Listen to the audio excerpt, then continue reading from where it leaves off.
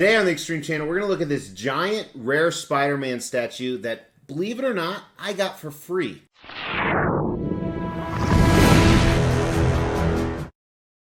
As the Extreme Channel is pushing towards 50,000 subscribers, these are just a few of the statues we are giving away on the journey there. If you want to know how to win one, stay tuned for later in the video.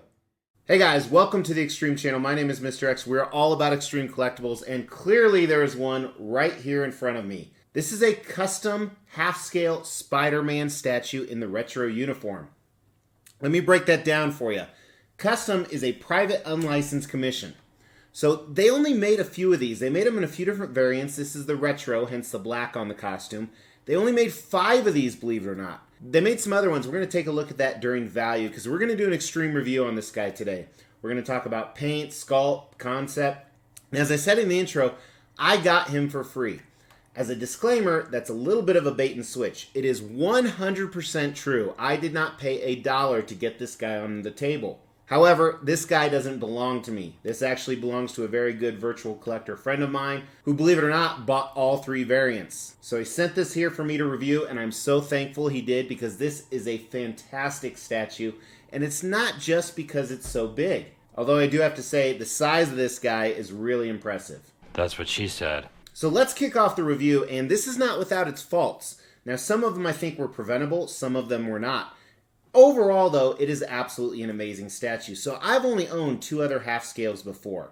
First is this Prime 1 Studio Joker. And I was not a huge fan of this, but I bought it due to a fantastic deal that I got. And then also this Superman. Now, actually, I launched a video the day I'm filming this that this Superman is for sale for $22.50. So if you want to buy it, please email me at mrx@theextremechannel.com. But I've never been a big fan of half-scale statues, simply for the fact that I don't have a lot of room to put a huge line of half-scale statues because I'm already hoarding a ton of quarter-scale and 1/3 scale statues. Now, half-scale means that it's half the size of what a real-life version of Spidey would be. So 1/2. And believe it or not, that is actually bigger than 1/3 or 1/4, 1/3 or 1/4 scale. And I do have to specify that because a long time ago, Burger King actually came out with a 1/3 pound burger. Americans are so stupid, they thought that it was smaller than the 1/4 pound burger that is offered at McDonald's. And yes, these are the people teaching our children and running our government. But enough about that. Let's get into this guy, starting with concept. And they actually kind of alluded to 3 characters in this, which is what I absolutely love. So on the bottom, you have a destroyed Ultron Sentry base. It is destroyed on so many levels. You have 3 different Ultron heads. It's kind of meshed together. There are wires and coils and a whole bunch of stuff coming out. And then you have some spiderweb material. Now, we're going to talk about this during paint and sculpt because spiderweb is very hard to do on a statue.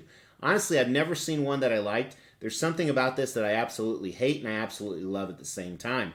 Then obviously he's on Captain Shield, and this is fantastic. It's a half-scale Captain Shield. There's some cool detail on the front and back we're going to look at during paint and sculpt. And he is sitting up there very sly. I love that. He's very coy, very sly, and it really shows how big Captain Shield is because he could almost hide behind it. But I love it. It shows his athletic ability, and it adds to the statue. You know, Spidey you don't ever want to see just standing straight up. I'm not a big fan of museum poses, but it still gives a huge commanding awe when you look at this statue. I absolutely love it. I think the concept is very cool, very reminiscent of the entire Avengers and dealing with Ultron and some other storylines in there as well, especially in the comics.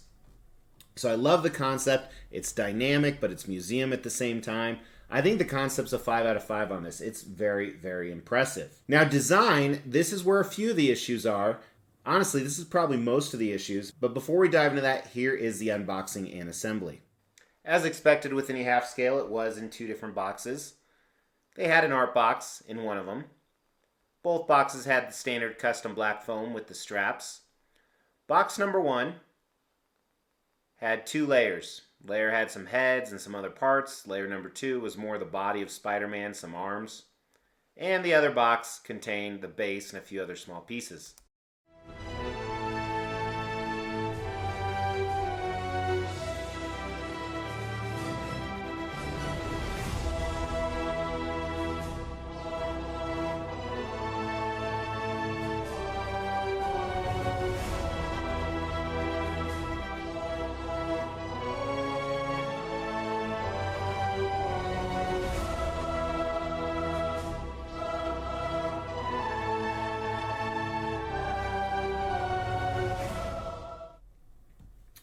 All right, we're going to measure him for you guys. The tallest point is just over 35 inches, so he does take up a lot of room. The widest point is probably the base. It's only about 15 inches, so that's really nice.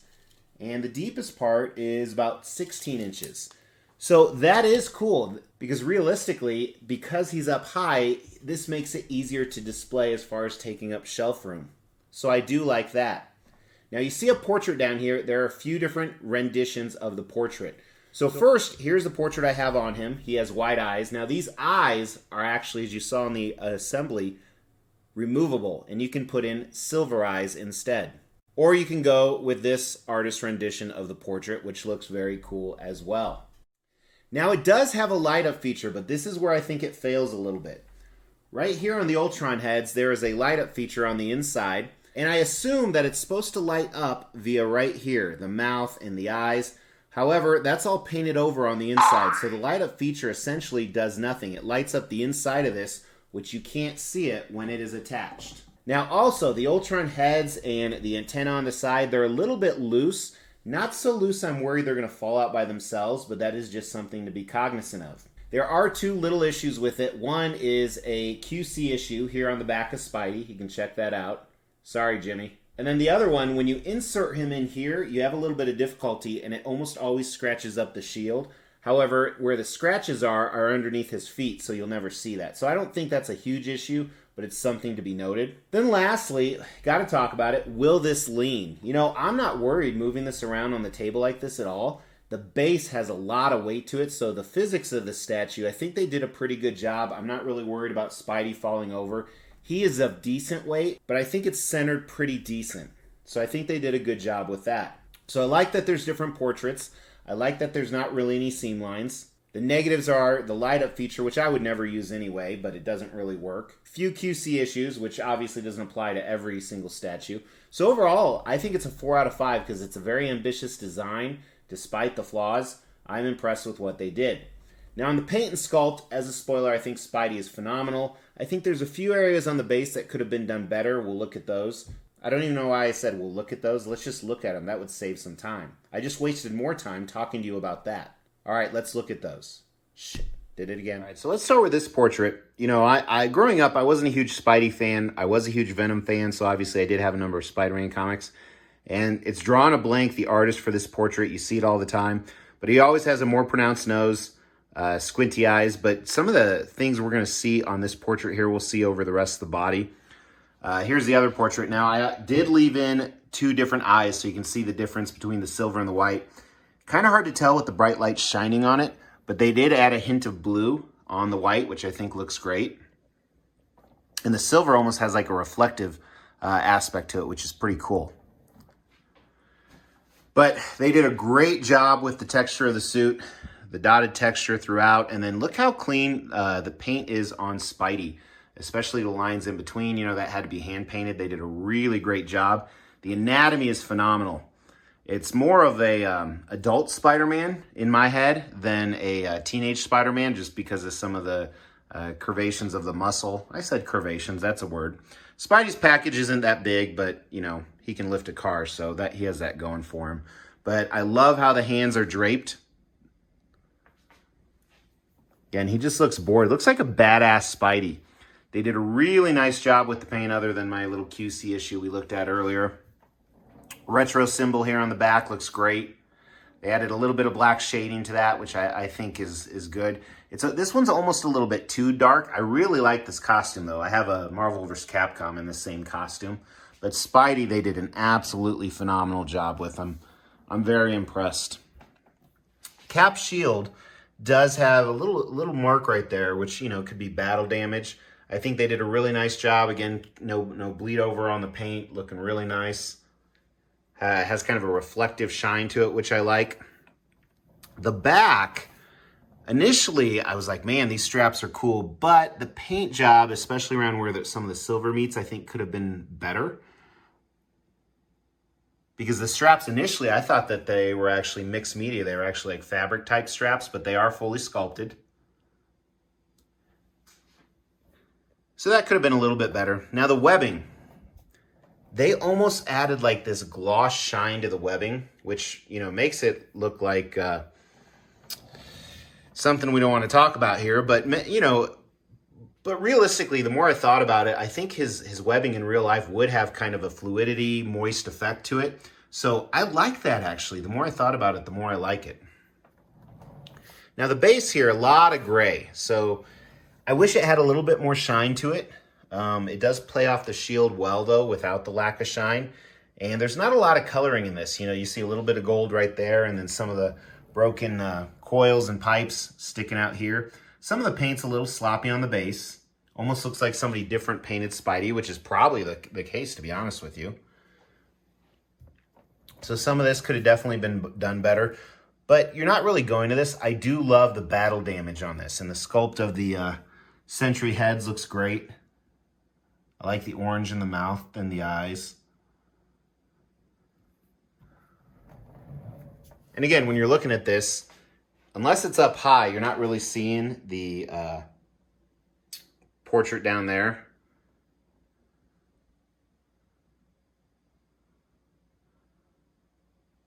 Spidey, fantastic. Shield pretty good. And I think the base is average. Probably the best way to sum this up.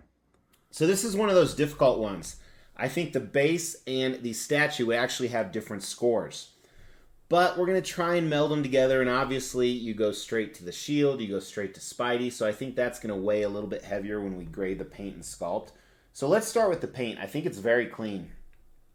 Other than some of the strap issues we talked about, I would have liked to see a little bit more shine on the Ultron. But I'm going to give the paint a strong 4 out of 5. Almost a 5 out of 5, but I just can't do it with some of the issues we talked about and even the webbing.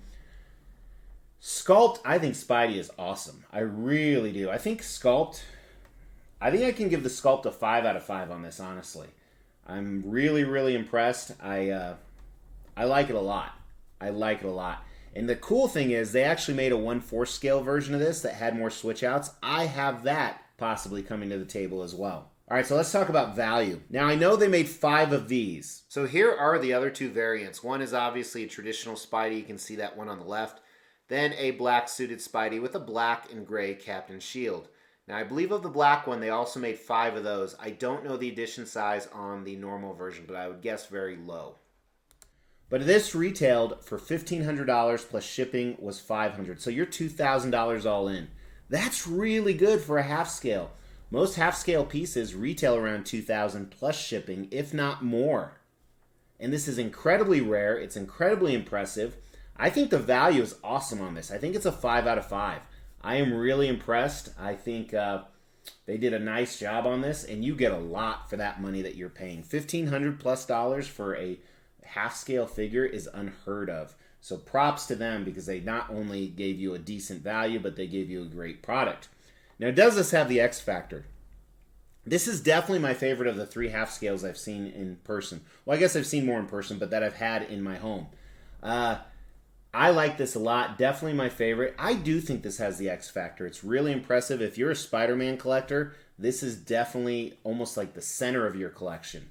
And part of it is due to the size, because let's face it, size does matter. Despite what my wife tells me, trying to comfort me. By the way, you like my shirt? If you can't read the small print, it says, "When brings me a beer." So this does have the X factor to me. I think it's a 5 out of 5 statue, really impressive. Does have some flaws that I would like to see better. However, when you're looking at it straight on, I am really impressed. So big thank you to Jimmy. Big thank you to the studio that did this. Guys, give Jimmy a thanks in the comments below, because not only will that show him our appreciation, and I won't have to do any sexual favors, but you could win a statue. We will be giving all of these statues away, plus additional ones at every 5,000 subscriber milestone. To win one of these statues, all you have to do is make sure you've liked this video, you've subscribed to the channel, you've hit that bell notification, and then just drop a comment below. Every 5,000 subscriber milestone, we are going to do a random drawing and pick a random comment and give one of these statues away, plus some additional ones I'm not showing right now. The more videos you comment on, the higher your chances are to win. Again, guys, thanks for tuning in. Throw your comments also below about what you think of this guy. Make sure to drop me a like. It really, really helps the channel, and I don't say that meaningless. I know that you pushing your finger up to the screen might hurt you. So I really appreciate the efforts. Talk to you soon. Take care.